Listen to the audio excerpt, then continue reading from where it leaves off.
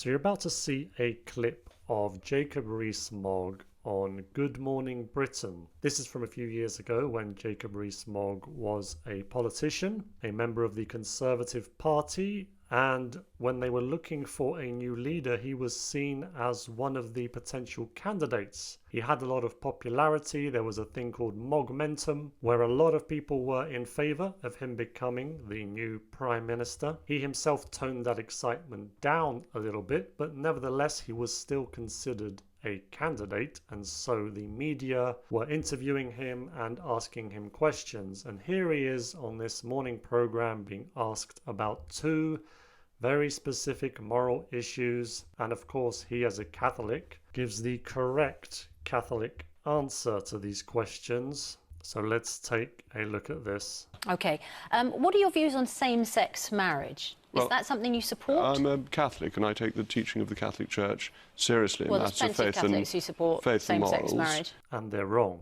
But marriage is a sacrament, and the decision of what is a sacrament lies with the Church, not with Parliament. Okay, does that mean that you oppose same-sex marriage? I support the teaching of the Catholic Church. Can I just establish, do you oppose same-sex marriage? I support the teaching of the Catholic Church. But that means you oppose... I mean, I'm a Catholic, but I actually don't agree with the Catholic teaching. Well, that's fair enough. Well, that's because you don't understand what it means to be a Catholic, Piers Morgan. If you're a Catholic, you accept the authority of the Church. That's one of the key differences between being a Catholic and being a Protestant. You do? I support the teaching of the Catholic Church. So you oppose same-sex marriage? Why are you afraid to say you oppose it? So as you can see, Piers Morgan has a real problem with the fact that Jacob Rees-Mogg won't say that he opposes same-sex marriage. And the reason he doesn't say he opposes same-sex marriage is because to a Catholic, same-sex marriage isn't a thing. You can't oppose something that isn't a thing. The Church teaches what marriage is, and you are in favour of that teaching. And if something is outside of that teaching, it isn't a thing. Whether it be two people of the same sex trying to marry, whether it be three people trying to marry, whether it be a man trying to marry a cactus, none of those things are marriage. So that's the key here in this debate, that people like to claim that if you're a Catholic or if you're a Christian, you oppose something. You're not opposing anything. You're in favour of something. Oh, the teaching of the Catholic Church is completely clear. But you voted against I did. it, didn't you? The marriage issue is the important thing. That this is not how people arrange their lives. It's that marriage is a sacrament, and a sacrament is under the authority of the Church, not of the state. This is exactly the argument that Thomas More made in opposition to the marriage of Henry VIII and Anne Boleyn. So religion plays a big part in your politics, it seems. Do you think that gay sex is a sin? Again, on the issue of sin, it is quite clearly under the teaching of the Church not for me to judge. I very strongly feel that I should not judge what other people do. If we want to be religious this early in the morning, if you look at the woman taken in adultery, what does Christ say?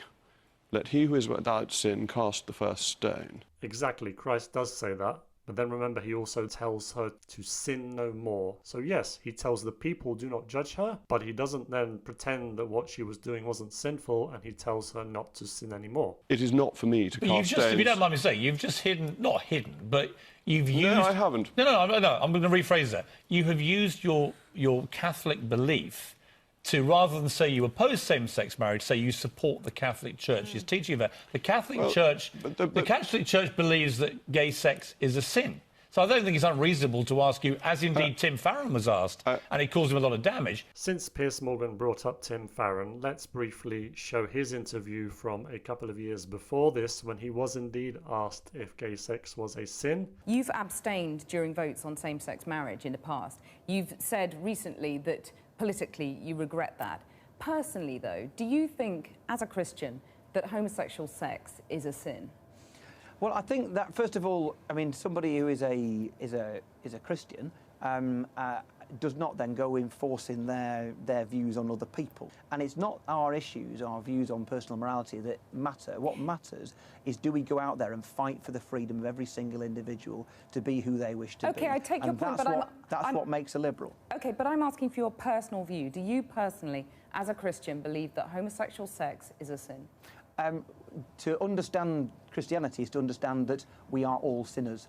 And perhaps the Bible phrase that I use most, particularly with my kids, but actually on myself, is you don't pick out the speck of sawdust in your brother's eye when there is a plank in your own. The reality is, if to understand the Bible, and perhaps another time you want a long theological discussion, my understanding is that, well, my firm belief is that we are all sinners. OK, but when the Bible says you shall not lie with a male as one lies with a female, it is an abomination, you don't have any problem with that? Well, look, I mean, so fundamentally, my faith is based upon my belief that Jesus Christ is who he said he is. So as you could see, there was a lot of mumbling and fumbling there from Farron, and even though he was trying to be as gentle as possible with his answers, it still pretty much destroyed his career as the leader of the Liberal Democrats. But let's get back to Jacob Rees-Mogg here. Just a straight question, whether you think it's a sin. I think I've answered the straight question, that is, that the teaching of the Church in matters of faith and morals is authoritative, but it is equally within the teaching of the Church that it is not for me to judge others. So and can if I just you were Prime Minister, hold on would just a the minute. teachings of the Church take precedence over your political views?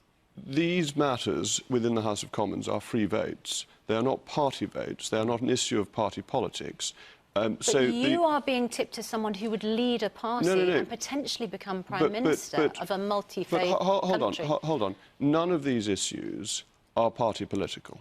They are issues that are decided by Parliament on free votes. They are not determined by the Prime Minister. There is no question of any of these laws being changed. There would not be a majority in the House of Commons for that. But why I emphasise the teaching of the Church is that I want to make it clear that I am supporting something, not I am opposing something. That is to say... Same thing, though, isn't it? No, it's not actually. It's subtly different. I don't want to criticise people who lead lives that are different to mine. But equally, I don't want to divert from the historic teaching of the Catholic Church. OK. So if I were to say to oppose, I would be inadvertently condemning people. So what is your view, for example, what's your view of abortion? I'm completely opposed to abortion. Life begins at the point of So conception. why are you prepared to say you're opposed to abortion, but not opposed to the same-sex marriage? But because it's a completely different kettle of fish. That with... It's a Catholic teaching. Piers Morgan, I remind you, is a Catholic. So essentially what we have is a Catholic TV presenter lambasting a fellow Catholic who actually follows his faith properly. No, hold on. It's a different kettle of fish.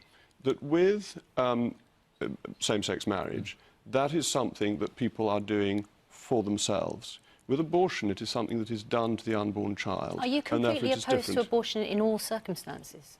Yes, I am. Rape and incest? Sexual violence? I'm afraid so. Really? Life is sacrosanct and begins at the point of conception. And I think it is wrong... So if a woman is raped, say you were Prime Minister, and a woman is raped by a family member, right, you would say she had absolutely no right to have that baby aborted? No, she would have a right under UK law. Yeah, but you wouldn't agree with that right? But that law is not going to change. No, but what's your personal opinion? My personal opinion is that life begins at the point of conception and abortion is morally indefensible. So unfortunately here, Jacob Rees-Mogg has made a slight mistake in that he wasn't prepared to talk about his personal opinion when it came to marriage, simply palming it off on the Church and saying this is the teaching of the Church. But when it comes to abortion, he does say this is his personal opinion, rather than also saying this is the teaching of the Church. So it's very clear here that gay marriage and homosexual relationships is a very taboo subject that people feel very uncomfortable in giving their views on if they are against this particular lifestyle. Abortion is also a hot button issue, but Christians are a little bit more comfortable saying that they are absolutely opposed to abortion because it's the killing of unborn babies. But I do feel that Rees-Mogg should have appealed to the authority of the Church on both of these issues. Of course, the Church is against murder, so it's against abortion. But here he says this is his personal opinion. He didn't need to say that. He could have done the same thing that he did with so-called gay marriage, and that is to say that he is in favour of the teaching of the Church. Make her have that baby? Well, I wouldn't, because that wouldn't be the law I of the land. understand that. But this is very important. This is really important. But you know that Tim Farron, for example, it basically depth-charged his leadership campaign. Piers Morgan is even admitting that Tim Farron, when his own party found out just how Christian he was, they couldn't handle it. And Jacob Rees-Mogg is about to explain how this shows just how little tolerance there is of Christianity in the UK. When he became leader, almost immediately, because he was challenged on his religious beliefs, and people didn't like it. Well, he's a Liberal Democrat, and the Lib Dems have a very different tolerance. It's what we were discussing earlier. Oddly, the Conservative Party is much more tolerant of religious faith than the Lib Dems are. The Lib Dems pretend that they're liberal, but they could not cope with having a Christian as their leader. I think the Conservatives are much more tolerant of religious faith, and so they should be. It's all very well to say we live in a multicultural country until you're a Christian, until you hold the traditional views of the Catholic Church. And that seems to me fundamentally wrong. Very well said. Folks, thank you very much for watching this video. Do leave your comments below and have a blessed day.